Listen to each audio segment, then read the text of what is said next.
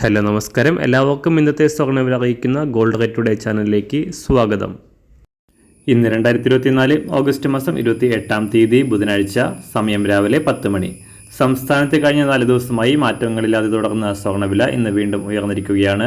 ഇന്ന് 1 ഗ്രാം സ്വർണം 20 രൂപയും 1 പവന് 160 രൂപയുമാണ് വർദ്ധിച്ചത്. ഇന്നത്തെ സ്വർണ്ണവില നോക്കാം. അതിനു മുൻപായി ഈ ചാനൽ ഇതുവരെ സബ്സ്ക്രൈബ് ചെയ്തിട്ടില്ലാത്തവർ സബ്സ്ക്രൈബ് ചെയ്ത് തൊട്ടടുത്തുള്ള ബെൽ ബട്ടൺ അമർത്തി ഓൾ സെലക്ട് ചെയ്യുക.